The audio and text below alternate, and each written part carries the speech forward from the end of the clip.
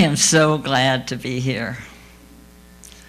First of all, this is my first public talk after a 3-month retreat.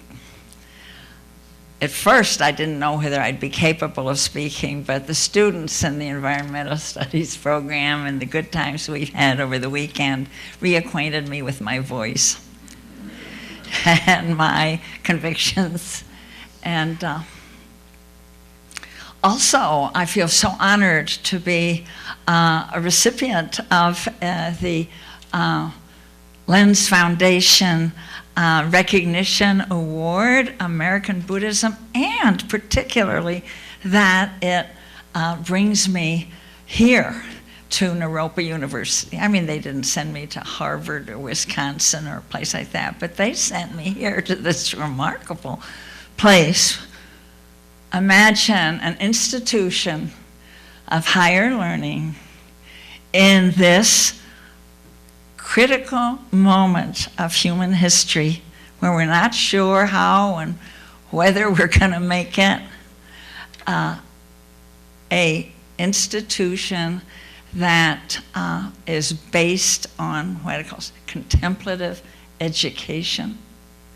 The deepest questions that arise when we befriend our own experience, when we find our own authority the way the Buddha taught we can, and that this contemplative education is inspired by, of course, the teachings of the Buddha.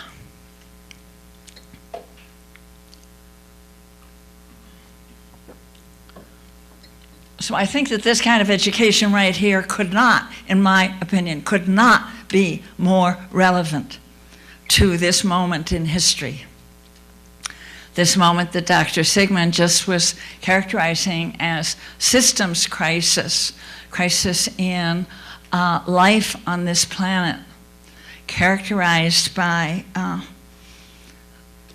enormous fragility and gradual collapse in one system after another, economic, political, social, biological, ecological, and that at this time, this is so important that we can stand with full attention to the miracle of being embodied in this time with great traditions, wisdom traditions, earth wisdom traditions, religious traditions, pioneers of the soul, and can incorporate that with moment by moment attention to our own experience. And it is my belief that when we do that, when we look at the crises we're in from a wider way of seeing, from a Dharma perspective, we see that it offers unprecedented opportunities for realization. Realization of what? Realization of our true nature and our untapped capacities of consciousness. That this crisis may be the crucible in which we, in waking up to the dangers, wake up to the enormous promise of life. So that's what I want to talk about today. If you're with me. And I so appreciate the fact that Naropa put a couple of my articles online for you to read. Some of you read them? Let me see who's read those pieces. Hey, that's great. So that will serve you well as I'm going to look at what's happening today through a basic teaching of the Buddha. His primary teaching. The second thing he said. First thing was the fire sermon. Friends of mine in Asia say the very first thing he said was thanks to the Bodhi tree for sheltering him. And And I'm referring to that primary and basic teaching of the Four Noble Truths. So the first noble truth is the truth of dukkha, suffering. What a way to start a religion. Gather around, everybody, and see what a pickle we're in. I wonder, too. I thought, my goodness, what a way, what a foot to start out on. But I have come to see this as so precious, and it already takes us halfway there, that we dare to see our pain. And it's particularly that first noble truth in mainstream American society, where the successful person smiles a lot and brimming with optimism and good cheer.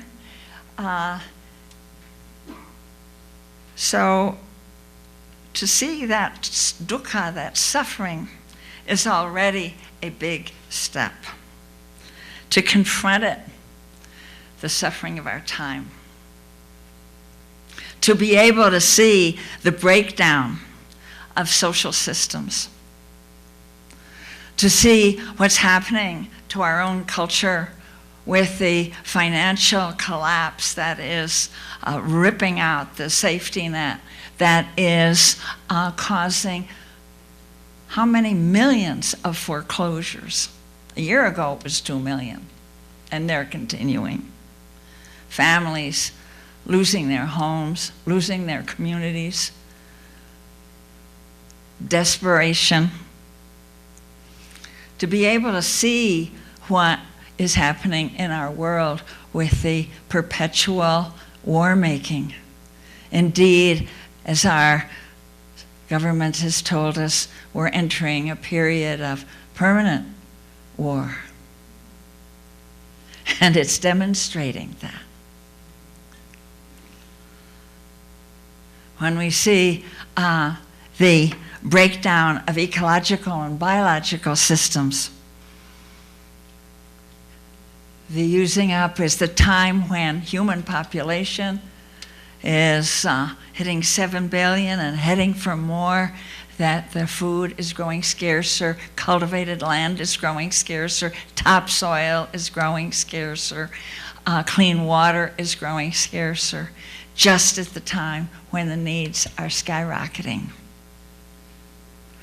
Where there's not only exploitation of fossil fuels and minerals, overgrazing of the pasture lands, but contamination. And we're feeling that particularly strongly this week as we watch the ongoing news. If when we have the courage and stomach to look at the suffering, the dukkha caused at Fukushima by the earthquake and the tsunami, and the breakage in that enormous complex of 6 reactors, and the burning of the irradiated fuel rods and the meltdown in the core. And that brings to mind not only the contamination now that's occurring in of the Pacific Ocean and in our atmosphere as the westerlies bring it around, but all around our globe. Our bodies know that even more than our minds know that. That there is a body burden of chemicals, even in the unborn today, that staggers the mind. This is the dukkha of the beginning of the 21st century. And it is our challenge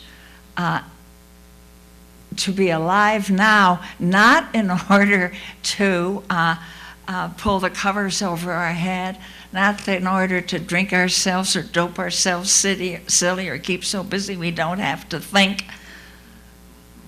But we're born now in order to see it.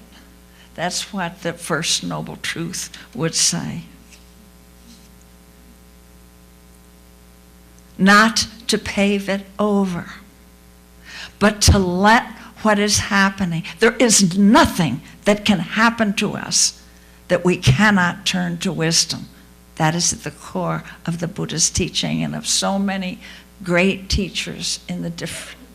Is growing up as a Christian, was one of the first things that I learned. God won't let anything happen to you without giving you the strength to respond. That was wisdom. Goes back through time for us. But it's particularly harsh today, isn't it? Because as the systems, the physical, the social, the ecological systems unravel, there are levels of the unraveling.